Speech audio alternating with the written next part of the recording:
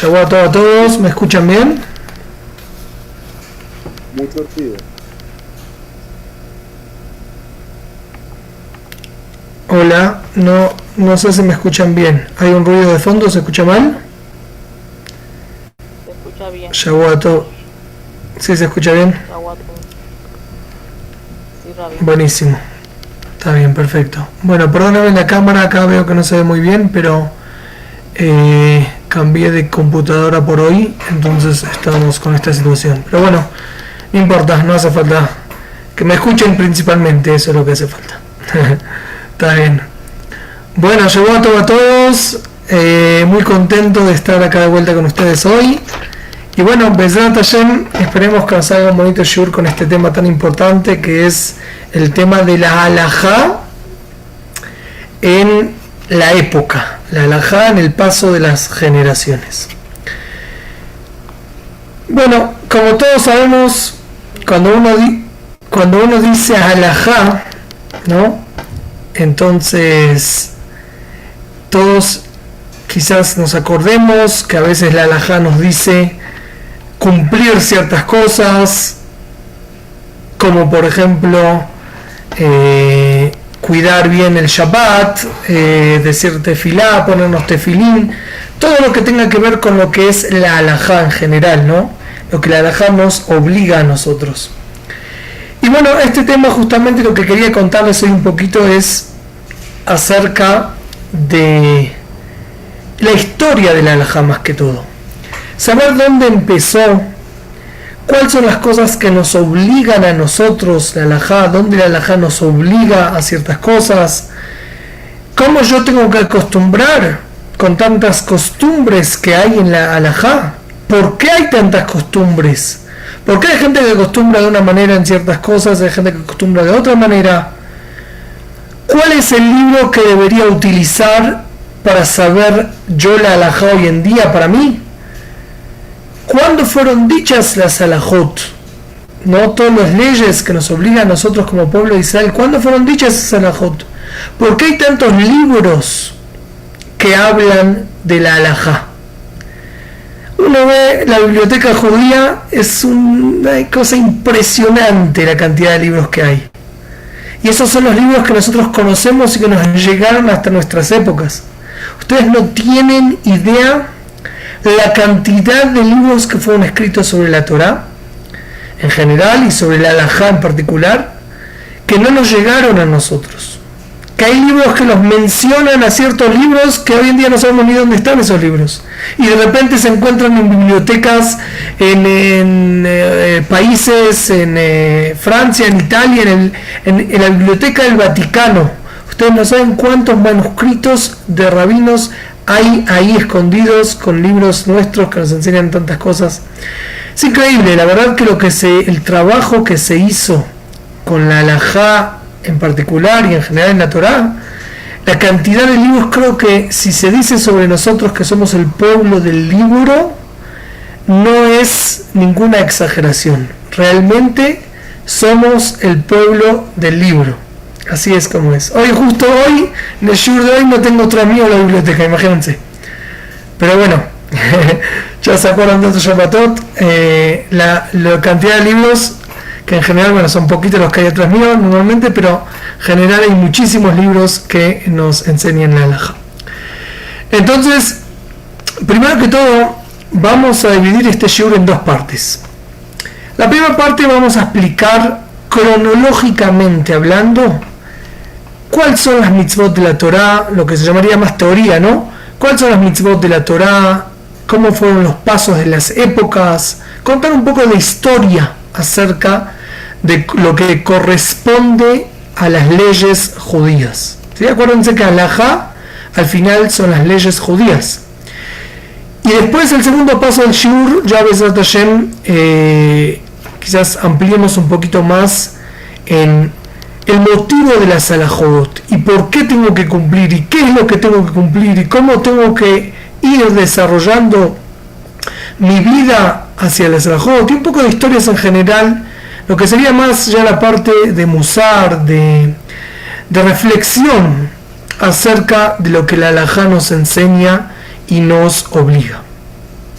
Entonces vamos a empezar con algo muy interesante, que es saber que toda la humanidad tiene halajot para cumplir. Voy a explicar un poco más. Como sabemos nosotros, la Torah fue dada al pueblo de Israel, pero Hashem también le dio a todas las naciones del mundo 7 mitzvot para cumplir. Y esas 7 mitzvot, según nuestras creencias, todo ser humano está obligado a cumplir, y son los que le da a la persona los mínimos de valores para llamarse un ser humano.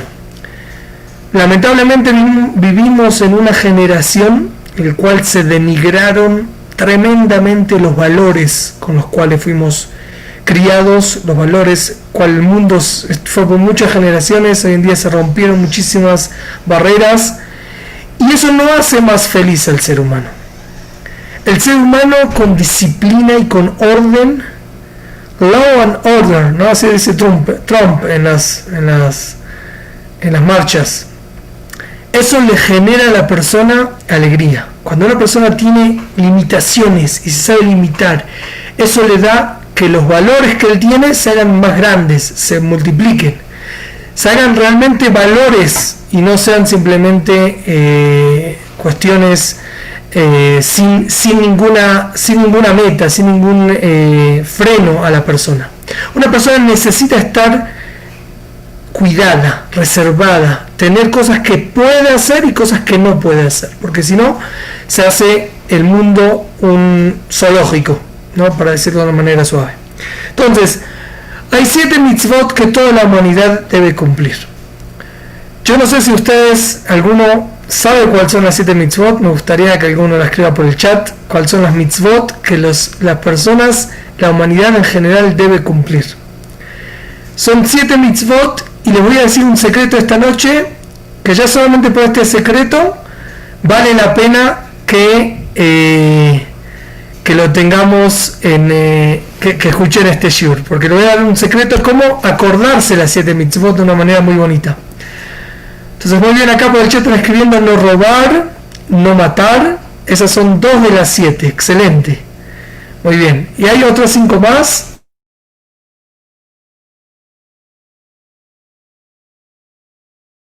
Vamos a las 7 acá entre todos. Estamos preguntando para los que están ingresando ahora, ¿cuáles son las 7 mitzvot que Hashem le prohibió a toda la humanidad? Que les obligó a cumplir, ¿no? A toda la humanidad. Acá estoy viendo que están poniendo casi todas. Déjenme leer acá poco a poco. Entonces, íbamos 3. No robar, no matar. Adulterio es tercera. Mentir no es una de las que está escrito. Cortes de justicia sí es correcto. 4, vamos. No comer animales vivos, muy bien. 5, señora Miriam, la felicito. También lo dijo yo. Eso se ve en Minajay, muy bien. Vamos, 5. No blasfemar. Si Simón me quiere explicar un poquito más a qué se refiere con blasfemar. Y Avodah Zará, muy bien, 6. Y creer en Dios. Yo diría que va con lo de Avodah Zará, ¿no? Creer en Dios y no hacer Avodah Zará. Muy bien. Y falta una más, que puede ser que se refiere a Simón a no blasfemar. Entonces, le voy a decir, a ver, maldecir a Hashem. Muy bien, excelente, excelente, muy bien. Felicitaciones a este público tan bueno que tengo acá. Yo no sé para qué escuchan mi shiur si ya saben todo lo que digo en el shiur. Bueno, entonces, muy bien, están diciendo acá, dijeron las 7 mitzvot. Algunos dicen Kilaim, nunca escuché que Kilaim los 20 han prohibido, nunca lo escuché eso. Bueno, entonces las 7 mitzvot, y como les dije, les voy a decir un secreto, una forma para recordar las 7 mitzvot todo el tiempo y no tener que estar memorizándolas de una manera difícil. Entonces, primero que todo, las 3 mitzvot capitales que todos conocemos: Avodah Zará, Giluy Arayot y Shefihut Damim. ¿Qué son esas 3 mitzvot? Idolatría, adulterio y asesinar. Son las 3 mitzvot que se nombran muchas veces en muchas partes de la Torá, acerca de que una persona que lo obligan a transgredir una de esas mitzvot, debería entregar su vida y no hacer esos pecados. Por ejemplo, si le obligan a un yehudí a que haga avodat zará, él debería dar su vida y no hacer avodat zará.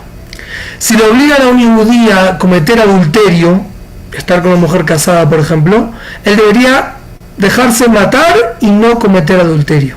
También si le obligan a una persona a matar a otra persona, a asesinar a otra persona, él debería entregar su vida y no asesinar a otra persona.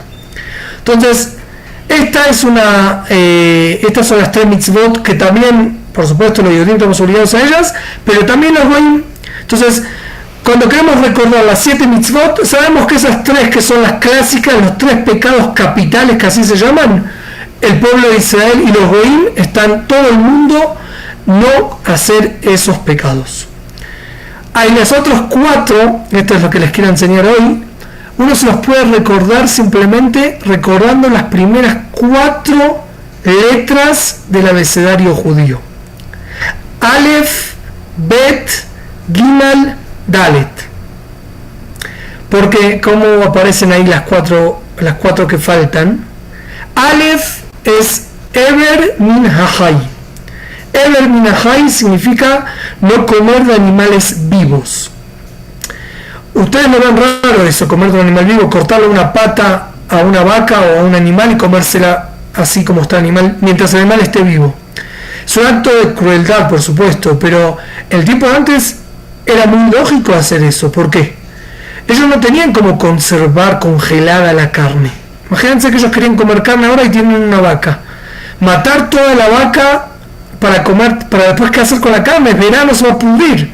En cambio, si yo le corto una pata a la vaca y me la como y el animal queda vivo, ¿qué problema hay? El animal, por estar vivo, no va a dejar que se pudran las otras partes de él, el cuerpo en general.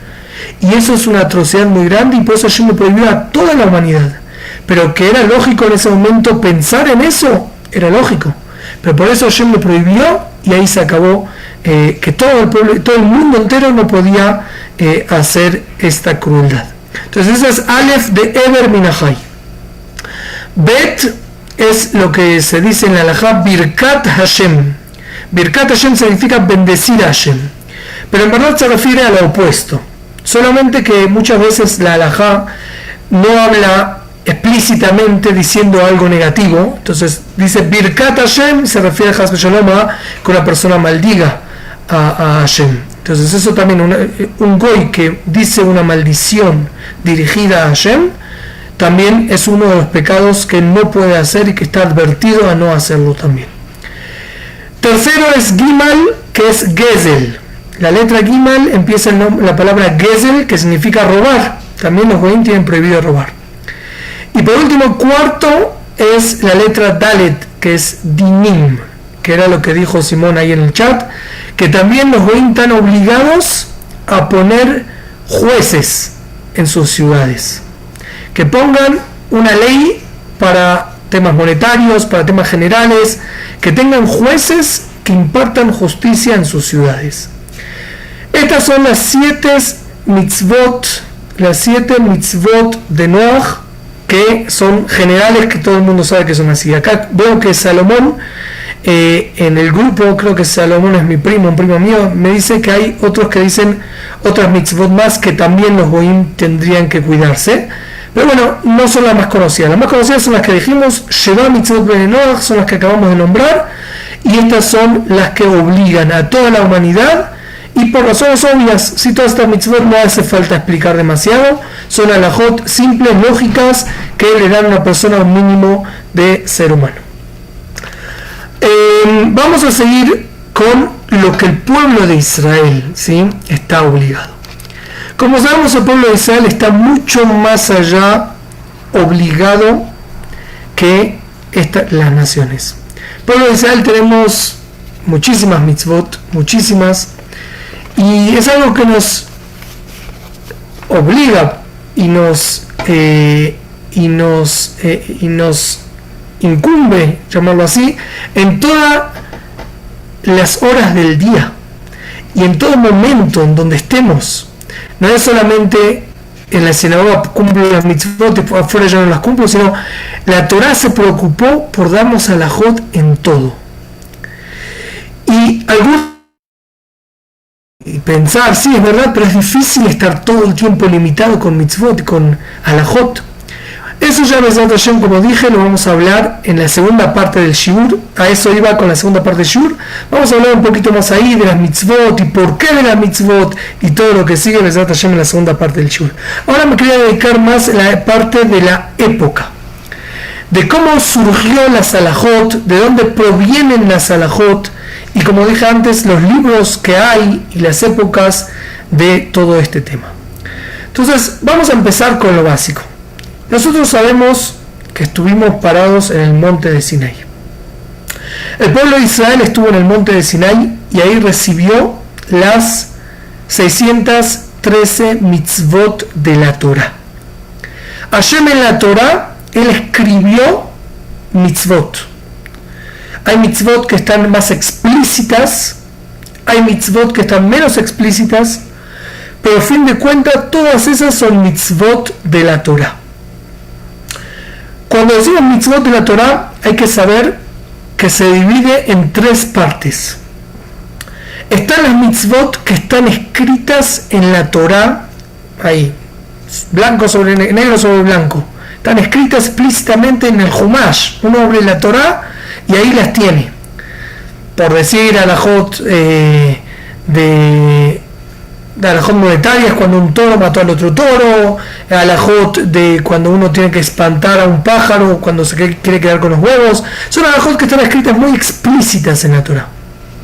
Hay otros halajot que están menos explícitas. Por ejemplo, tefilín. Tefilín está escrito solamente: te lo atarás en tu mano y entre tus ojos. Ahora, en tu mano y entre tus ojos puede ser la mano acá, y entre tus ojos puede ser acá. ¿Quién dijo que en la mano se refiere en el brazo, al lado del corazón, y entre tus ojos se refiere acá, donde nos ponemos el tefilín? Todo eso son no interpretaciones, sino tradiciones que Jajamim, nuestros sabios, recibieron por tradición para así de esa manera explicar a las mitzvot de la Torah. Hay una parte en la tefilá que tendríamos que decirlo todas las mañanas temprano antes de Odú, donde Rabbi Ishmael, era uno de los grandes rabbanim sabios de esa época, decía 13 principios cómo deducir de la Torah todas las halajot que tenemos nosotros. Y según eso los jajamim se basaron para sacar muchísimas halajot que se siguen llamando halajot de la Torah, porque están insinuadas dentro de la Torah. A veces hay palabras en la Torah que están de más, entre comillas de más, están de más, y de ahí jajamim sacaron las halajot. Y todo eso, como digo, se considera halajot de la Torah. Entonces, repito, hay una halajá que es la que está escrita, perdón, hay unas halajot que están escritas mefurash en la Torah, están escritas claras. Hay otras halajot que están insinuadas y jajamim nos explicaron la insinuación. Y por último hay unas halajot que no están ni escritas en la Torah ni insinuadas en la Torah, pero a nosotros como pueblo de Israel nos llegó por tradición que esas halajot fueron dichas a Moshe en el monte de Sinai. Eso se llaman halajá le Moshe mi Sinai. Son halajot que fueron dichas por tradición. Sabemos que no están en la Torah, pero son halajot de la Torah también. Entonces eso es lo que corresponde a las halajot de la Torah. Después, eso se llama también, bueno, ahora vamos a hablar de lo que se llama la Torah Sheba'al Peh, ¿no? Que ahora vamos a explicarlo un poquito más, la Torah oral. Después, con el paso del tiempo, desde que Moshe dio la Torah, nos entregó la Torah al pueblo de Israel, el paso del tiempo, unos 200, 300 años después, hubo esas halajot que fueron las que se fueron cumpliendo. Pero con el paso de las generaciones surgieron situaciones y surgieron un nivel espiritual en el pueblo de Israel que obligó a nuestros sabios, a los jajamim, a poner barreras y a poner ciertas limitaciones a ciertas cosas que según la Torah no estaban prohibidas, pero jajamim no las pusieron porque ellos vieron que era necesario para ese momento y para esa generación. Uno puede preguntar, pero bueno, ¿quién le dio a Jajamín la fuerza de limitarnos con, entre comillas, cosas nuevas? Respuesta, la misma Torá. La Torá escribe que cuando sea que los Jajamín, los sabios de la generación, vean necesidad de poner vallas, poner límites y poner ciertas halajot nuevas para mantener y cuidar las halajot de la Torá, entonces ellos están en su derecho. Y Jajamín, nosotros tenemos que tener la fe en esos Jajamín, que ellos cuando lo hicieron por el bien del pueblo de Israel, para que la mitzvot de la Torá sean bien cumplidas. Por ejemplo, vamos a dar un ejemplo para que tengamos más entendimiento en este tema.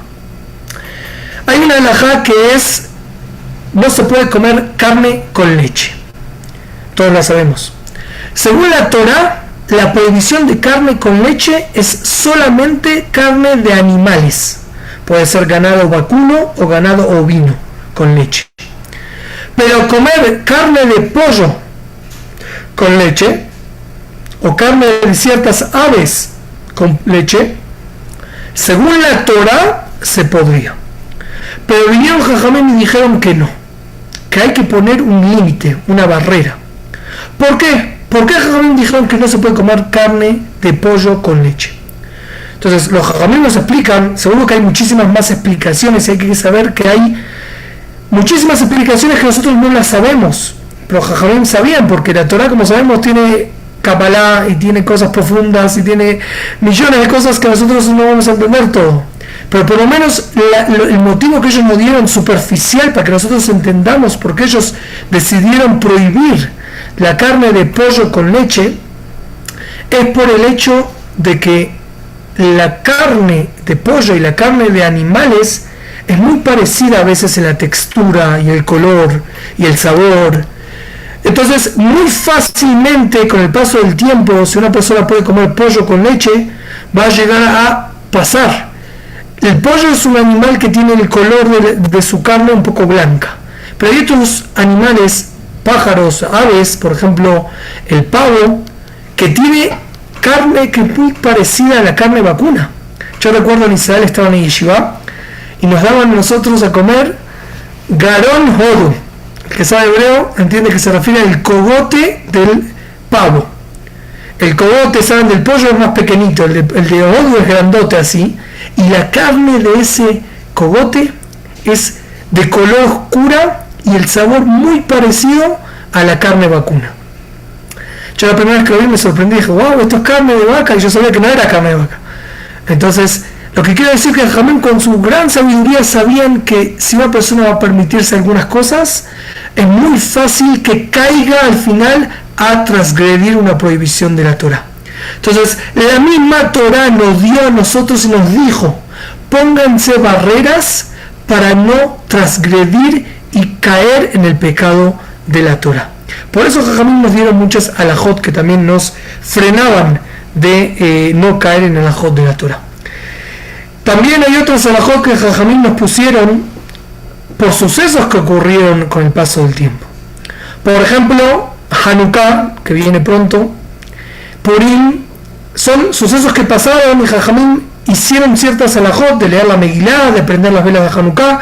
Todos esos son alajot de Jajamín que no tienen que ver con mitzvot de la Torá, no son una barrera para el mitzvot de la Torá, pero sí son alajot importantes que Jajamín nos pusieron por el acontecimiento que pasaba en ese tiempo. Hay muchas alajot que, como dije al principio, venían por tradición de rab a alumno, y así iban sucediéndose con el paso del tiempo.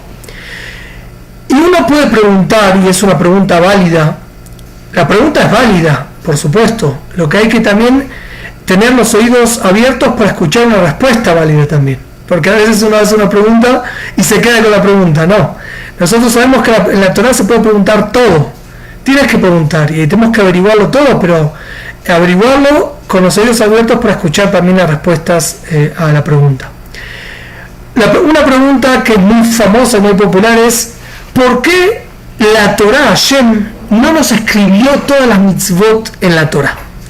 ¿Por qué Hashem, con la metodología que utilizó, nos obligó a nosotros a escuchar de Rabbanim, escuchar de cierta gente, de ciertos maestros, para entender lo que está escrito en la Torah.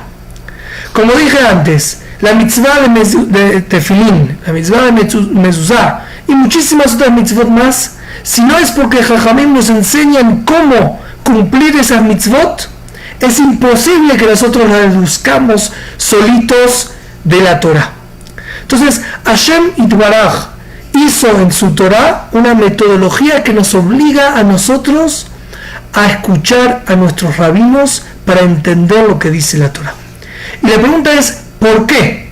¿Por qué Hashem no fue más explícito en su Torah y nos ahorraba la necesidad de tener un maestro que nos enseñe a nosotros las mitzvot como es debido?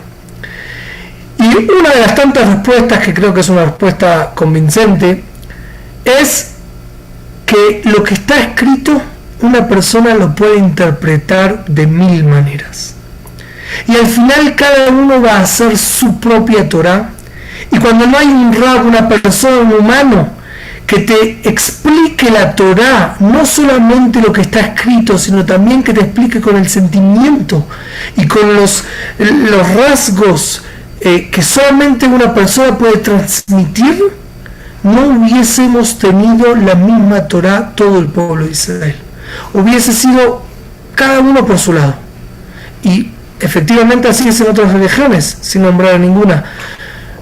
Cada uno tiene su versión, cada uno tiene su forma de entenderlo, cada uno tiene su explicación, y Hashem no quería que pase eso. Hashem quería que la Torah tenga dos partes, tenga la parte escrita y la parte oral. La parte escrita esté perfecta y nunca se cambie por el paso de las generaciones, y es algo increíble como la Torah, después de tantos años que estuvimos en el exilio, cuando volvimos hoy en día en el mundo globalizado de nuestra época, vemos las Torah de todo el pueblo de Israel, desde Etiopía hasta Yemen, hasta el lejano Afganistán, Europa, España, todos lados, norte a sur, este a oeste, todo el pueblo de Israel volvió con la misma Torah escrita, por las alajot que fueron dichas en el momento de escribir la Torah. Y la Torah oral también, ya vamos a explicar un poquito más lo que la Mishnah y la Gemara también son muy importantes para esto, para conservar la tradición de la mejor manera posible. Entonces, yo les voy a contar una pequeña historia para que entendamos bien por qué hace falta tener un rab. Una vez resulta que en una sinagoga el Hazán, el que cantaba, ¿no?, la tefilá, se peleó con un señor, y este señor lo avergonzó al Hazán en público, diciendo: se cree Pavarotti, este señor se pone a cantar acá como si fuera que es un gran cantante y no sirve para nada. Entonces lo hizo pasar vergüenza a este Hazán. Entonces el rabino de la sinagoga, cuando ya se calmó la cosa, le dijo: mira, yo te obligo a ti a pedirle perdón al Hazán, subir a la teba y frente a todo el público decir: nuestro Hazán canta muy bien. Le escribió en un papel: nuestro Hazán canta muy bien, se lo dio, tú tienes que leer esto cuando subes a la teba frente a todo el público. Bueno, esta persona todavía estaba picado con el Hazán y le costaba muchísimo pararse frente al público y decir eso. Entonces se paró, estaba pensando: ¿qué hago? ¿Qué no hago? Cuando le toca leer, entonces dice así, él agarró el papel donde decía: nuestro Hazán canta muy bien, y se puso a leerlo de esta manera: nuestro Hazán canta muy bien, nuestro Hazán canta muy bien. Significa que irónicamente leyó lo que estaba escrito en el papel de forma de pregunta, como diciendo: nuestro Hazán acaso canta muy bien, no sabe ni cantar nuestro Hazán. Entonces eso nos demuestra esta pequeña historia: cuando tú tienes algo para leer, tú puedes decir cualquier cosa ahí. Y Hashem no quería eso. Hashem quería que la tradición perdure por generaciones. Para que eso ocurra, nos puso también la Torah oral, y no pudo ser explícito en la Torah escrita, porque por más explícito que seas, siempre vas a poder encontrarle un error, entre comillas, o una diferencia, una explicación distinta a la intención de la Torah. Bueno, Entonces ya tenemos la Torá oral, la Torá escrita. La Torá oral, como dije, es la explicación a la Torá escrita. Y esa explicación tenía que ser oral. Y estaba prohibido escribirla. Justamente por lo que acabamos de decir. Y entonces por más de 1500 años esa Torá quedó oral. Y se pasaba de maestro a alumno. Maestro a alumno. Por tantas generaciones que pasaron desde la época de Moshe Rabbeinu. Moshe, Yehoshua, los Shofetim, Shemuel, David, los reyes, el primer Betamikdash, se destruyó el primer Betamikdash, volvieron con el segundo Betamikdash, hasta el final se destruyó el segundo Betamikdash y todavía la Torá era oral. Pero en ese momento ya había un gran rab de esa época llamado Rabbi Yehuda Hanassi, que él dijo, mira, si esto sigue así, nos vamos a terminar olvidando todo. ¿Por qué? Porque eran épocas muy difíciles. Los romanos, los griegos, hacían olvidar al pueblo de Israel, hicieron muchos decretos en contra de la Torá, a tal punto que él dijo, Rabbi Yehuda Hanassi, que el líder de esa época dijo, si no escribimos por lo menos lo que se escribe uno, la chuleta que se hace uno para un examen, si uno no escribe lo mínimo, entonces nos vamos a olvidar toda la Torá. Entonces él por eso tomó la decisión de escribir la Mishnah. La Mishnah es un libro escrito en resumen de las halajot más importantes para que con eso se puedan recordar la Torá oral. Entonces el rabino de esa época agarraba la Mishnah, la leía y se ponía a explicar todo lo que él recordaba sobre esa Mishnah. Y por eso justamente pasó que con el paso de los tiempos el pueblo de Israel bajó a Babilonia y en Babilonia de vuelta había ese problema. Se estaban olvidando la explicación de la Mishnah y empezaron a aplicar una cosa y la otra y se hacía difícil, entonces tuvieron que de vuelta a escribir un nuevo libro para poder resumir todas esas halajot, que ese libro se llamó la Gemara, el Talmud. El Talmud es un libro el cual es una explicación, una ampliación de lo que es la Mishnah. Se pregunta, se responde, se analiza la Mishnah, se trae conclusiones, se trae discusiones, hasta que al final, en general, la Gemara nos dice cuál es la halajá que debemos nosotros cumplir. Eso más o menos, que nos ubiquemos en la época, pasó en el año 650 de la era común. Fue cuando se terminó de sellar, de darle el toque final a la Gemara, para que ese sea el libro por excelencia de halajá para todo el pueblo de Israel. Lo que pasó después de eso es que del año más o menos 650 hasta el año 1000, más o menos de la época de la era común estamos hablando, ¿sí?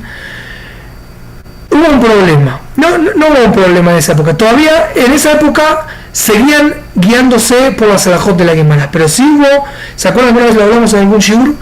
El pueblo de Israel pasó de estar principalmente en Babel, en Irak, a estar en Europa.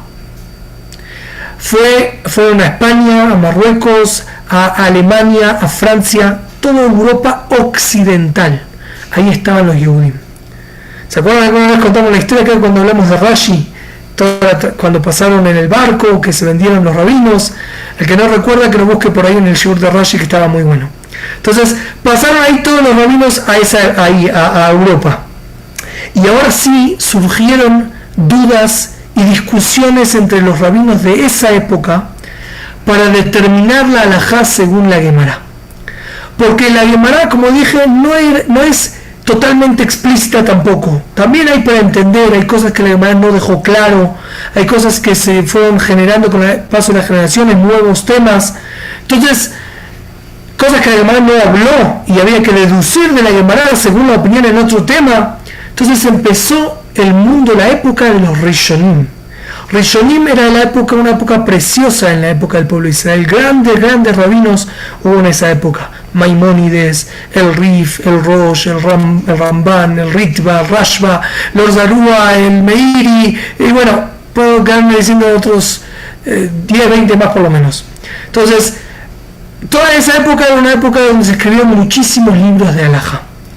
Pero ¿qué pasó? Surgió que empezó a haber muchas discusiones entre estos rabinos. Entonces cada uno seguía a su rab, ¿no? A su comunidad. Los de España iban según el Rosh y el Rambam, los del otro lado iban según el Tosfot, y según cada uno, según donde estaba, iba según sus rabinos de sus alajot. Pero ¿qué pasó?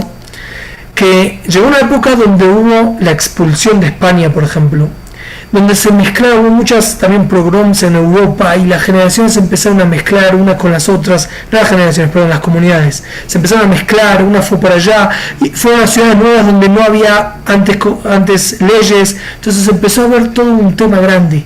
La Torá, que era como la Gemara así, se amplió con tantas opiniones de Rabbanim de la época, hasta que vino un gran Rab llamado el Rab Yosef Karo, que era un Rab que fue expulsado de España con su familia y llegó al final de sus días a Tzfat, a la ciudad de Tzfat en Israel, y ahí él escribió el libro monumental más importante de la halajá escrito en los últimos tiempos, llamado el Shulchan Aruch.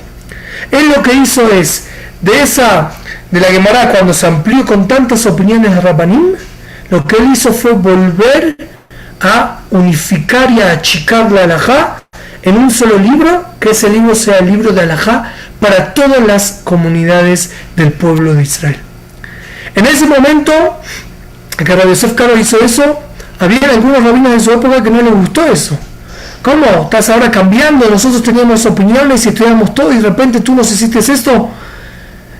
Hay una historia que un rabbi de esa época él no quiso recibir a Rabbi Yosef Karo el libro de él, y del Shammai le hicieron olvidarse su estudio, hasta que él aceptó y le volvió todo su estudio para que él recuerde lo que él estaba estudiando. Significa que Hashem provocó que todo el mundo reciba la halajá del Rabbi Yosef Karo, y el Shulchan Aruch se hizo un libro para todo el pueblo de Israel. El Rabbi Yosef Karo era sefaradí, pero también los Ashkenazim, que en esa época había un gran rabbi de los Ashkenazim llamado Rabbi Moshe Isserlich.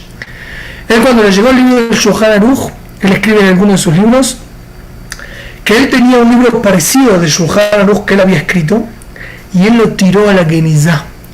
Cuando él vio el Shulchan Aruch de Rabbi Yosef Karo, le gustó mucho más que su libro, agarró su libro y lo tiró a la Genizá. La Genizá lo enterró, ¿no? Y él lo que hizo fue agarrar el Shulchan Aruch de Rabbi Yosef Karo y le aumentó algunas notas para aumentar la costumbre de los Ashkenazim y que todo el pueblo de Israel tenga un solo libro de halajá, que es el Shulchan Aruch. Para hacerlo breve, se nos está pasando el tiempo, quería terminar con otro tema. Él volvió, después de la época esa, el Shulchan Aruch volvió a ampliarse. El Shulchan Aruch lo que había hecho era la Gemara se hizo grande, se volvió a achicar con el Shulchan Aruch, y después de esa época vuelve y se hace grande, porque hay muchos libros que fueron escritos sobre el Shulchan Aruch. Si uno quiere estudiar todo el libro del Shulchan Aruch, pues se puede quedar todo el día estudiando hasta para sacar una halajá. Entonces se vuelve y se hizo grande, y hasta épocas últimas que hubo un gran rab también llamado el Hafetz Haim, Rabbi Israel Meir HaKohen, que él volvió y escribió un libro llamado el Mishnah Berurah, que vuelve y achica todas las opiniones de los Rabbanim. Ese libro de Mishnah Berurah también fue recibido por todo el pueblo de Israel, y hasta hoy en día en los lugares más sefaradim y todo que existen, que bueno, el pueblo ashkenazí, igual lo estudian como el libro básico de la halajá.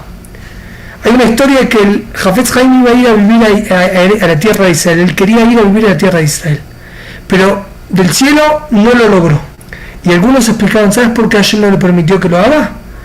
Porque en esa época en la tierra de Israel había una discusión muy grande entre dos bandos religiosos, llamarlo así, ¿no?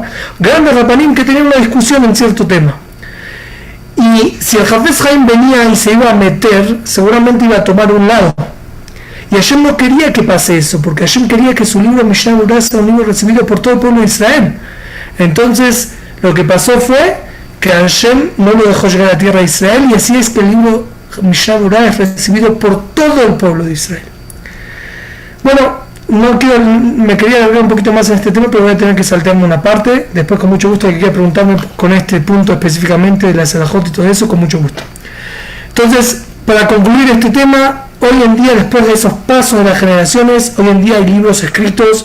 El que es sefaradí puede agarrar Ben Ish Chai, puede agarrar Rav Ovadia Yosef. El que es ashkenazí puede agarrar también Mishnah Berurah y también otros libros más de hoy en día. Pero todos son bien recibidos, todos los libros de Alajá son libros importantes y ojalá que sepamos bien la Alajá para cumplirla como realmente Hashem quiere. Voy a terminar con un tema interesante, que era justamente lo que estábamos hablando antes. Uno puede decir, bueno, está bien, es verdad, hay que cumplir las halajot y todo eso, pero a mí me cuesta, yo todavía no estoy acostumbrado, recién estoy empezando a conocer el judaísmo, recién estoy empezando a cumplir un poco y de repente tantas halajot que me es muy difícil. Entonces, por supuesto, cada uno tiene que aconsejarse con un rab para saber cómo poco a poco ir cumpliendo más. No está bien hacer un paso muy rápido porque después eso va a rebotar. No está bien tampoco no hacer nada porque una persona debe cumplir una halajot.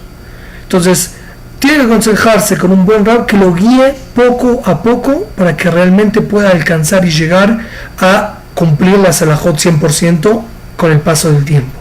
Eso es sumamente importante y una persona no puede decir, no, pero a mí me alcanza que yo lo quiero a Hashem y yo estoy tranquilo y se acabó y yo, bueno, Hashem sabe en mi corazón que yo lo quiero y nada más. No, ¿por qué? Porque Hashem nos dio la halajot, Hashem nos conoce a nosotros. Hashem nos creó como humanos y Hashem sabe qué es lo mejor para nosotros. Y Hashem sabe que lo mejor para nosotros es cumplir con su Torah y sus mitzvot. Y esas mitzvot son las que nos van a hacer a nosotros mejores personas, nos van a formar como grandes seres humanos, como buenos Yehudim, y nos va a dar, después de los 120 años, el pago que nos merecemos por cumplir las mitzvot de la Torah. Hay que saber que esa es nuestra meta en la vida. Parte de las mitzvot es amar a Hashem. Esa es una mitzvah.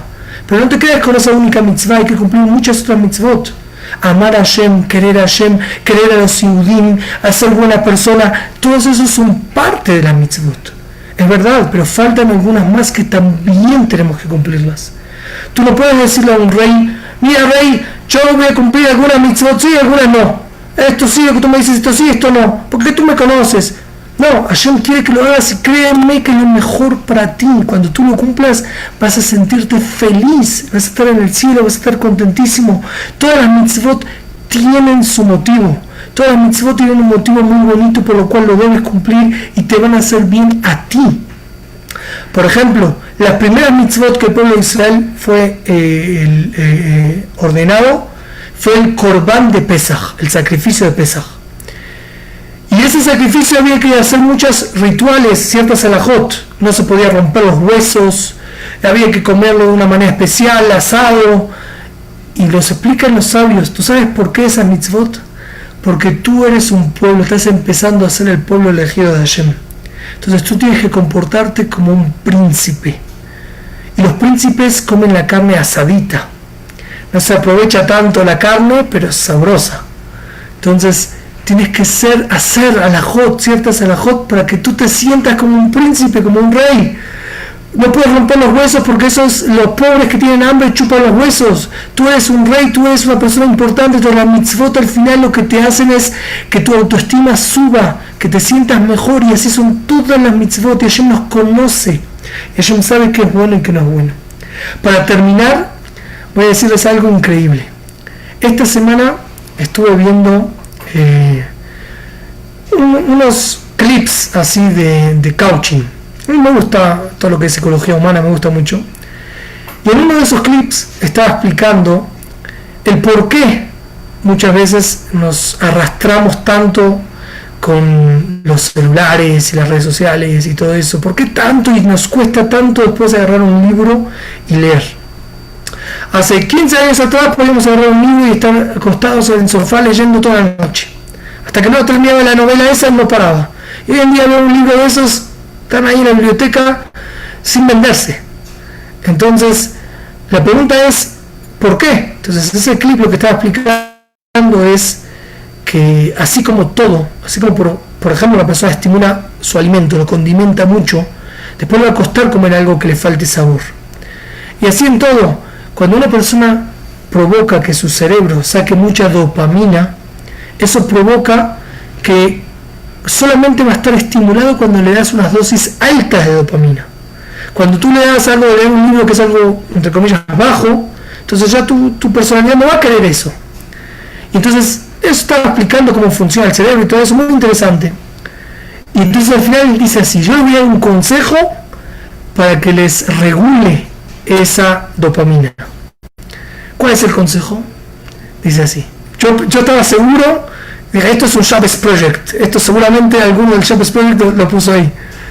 Dice, un día a la semana no veas televisión, no veas celular, quédate tranquilo, relájate, agarra libros, lee, come bien, trata de hablar con tu familia, trata de relajarte.